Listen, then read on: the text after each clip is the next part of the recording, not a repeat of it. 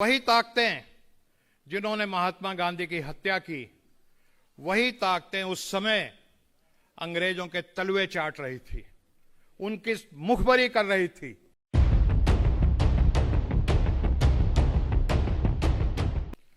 हमारे प्यारे भारतवर्ष के करोड़ों दलितों, पिछड़ों, अति पिछड़ों, पसमानदा, आदिवासी और हमारे जो अक़लियत के करोड़ों भाई हैं, उन सब की लड़ाई और उनके संवैधानिक अधिकारों के लिए लड़ने वाले हम सब के प्रिय न्याय योद्धा राहुल गांधी जी, मंचासीन सभी महानुभाव और मेरे सामने इस सभागार में बैठे दिल्ली के कोने कोने से आए अलग अलग समाजों के हमारे अग्रणी नेता और संविधान के लिए लड़ने वाले योद्धाओं। एक शायर ने कहा है कि वतन की फिक्र कर नादां, मुसीबत आने वाली है। तेरी बर्बादियों के मशवरे हैं आसमानों में, न जागोगे तो मिट जाओगे। अरे हिंदुस्तान वालों, तुम्हारी दास्तां तक भी ना होगी दास्तानों में। तो आज हमारा देश जिस नाजुक मोड़ पे है, उससे कम से कम इस सभागार में बैठे सभी प्रबुद्ध हमारे भाई, हमारी बहनें सब जानते हैं। जब से दुनिया बनी है तब से गुड फोर्सेस, इविल फोर्सेस के बीच में लड़ाई जारी है। और जब हमारी आजादी की लड़ाई चल रही थी तो जो गुड फोर्सेस थी, जो अच्छी सच्चाई की लड़ने वाली ताकतें थी, वो स्वतंत्रता का संग्राम लड़ रही थी महात्मा गांधी जी के नेतृत्व में। और आज उन्हीं महात्मा गांधी जी के नेतृत्व में जिनका आज शहीदी दिवस है, और वही ताकतें जिन्होंने महात्मा गांधी की हत्या की, वही ताकतें उस समय अंग्रेजों के तलवे चाट रही थी, उनकी मुखबरी कर रही थी। जो हमारे स्वतंत्रता सेनानी थे, उनको फांसी पे चढ़वाने की साजिशें रच रही थी। देश स्वतंत्र होता है, आजादी मिलती है, महात्मा गांधी, पंडित जवाहरलाल नेहरू, सरदार पटेल, बाबू जगजीवन राम, मौलाना आजाद सब मिलकर बैठते हैं कि अगर हमें इस देश को स्वतंत्रता सेनानियों के सपनों का देश बनाना है तो संविधान भी ऐसा बनना चाहिए जिसमें समता हो, सबको न्याय मिले, बंधुत्व हो, प्रेम हो, भाईचारा हो। और उसके लिए जिस शख्स को सब चुनते हैं उसका नाम है डॉक्टर भीमराव अंबेडकर। और बाबा साहब ने वो संविधान बनाया, ऐसा संविधान बनाया कि मैं समझता हूं इस देश के जो करोड़ों दलित, पिछड़े, हमारे आदिवासी, जो हमारे अक़लियत के भाई हैं, वो जानते हैं। जरा कल्पना कीजिए, 2 पीढ़ी 3 पीढ़ी पीछे मेरे दादा, मेरे परदादा किस हालात में रहते थे।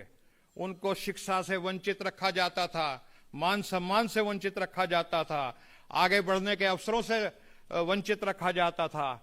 और आज अगर हम अपने आसपास नजर डालें तो हम लोगों ने जो तरक्की की है वो इस संविधान की वजह से की है। लेकिन जब ये संविधान बना, जब बाबा साहब ने पेश किया, तो वही इविल फोर्सेस, उन्होंने इसका विरोध किया। 26 नवंबर 1949 को बाबा साहब ने देश के सामने संविधान रखा, लागू 2 महीने बाद हुआ।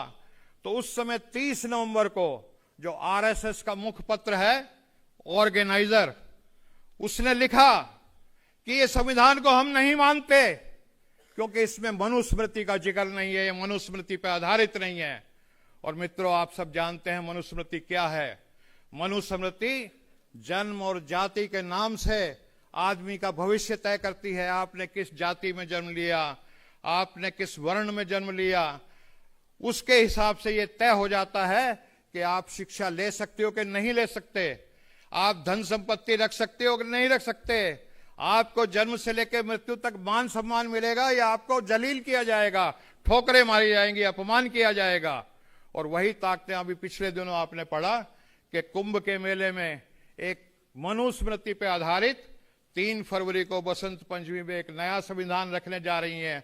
और उनके मंसूबे हैं कि अगले 5-7 साल में वो संविधान को लागू करने में कामयाब हो जाएंगे।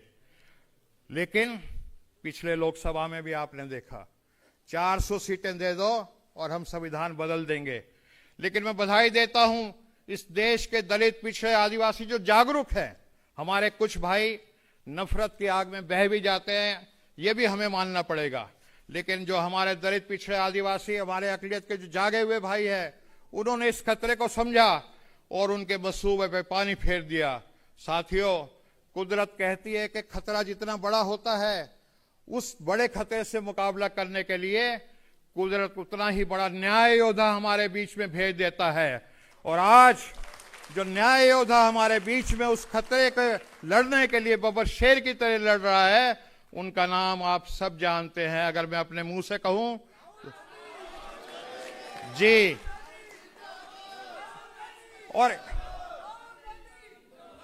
और इसी लड़ाई के चलते वो ताकतें नहीं चाहती कि राहुल जी ये लड़ाई लड़ें। और आपने देखा कि हमारे देश के बहुत सारे जो नेता थे, राजनीति के नेता थे, वो ईडी, सीबीआई, इनकम टैक्स पर सबसे डर के आज बिलों में घुस गए हैं।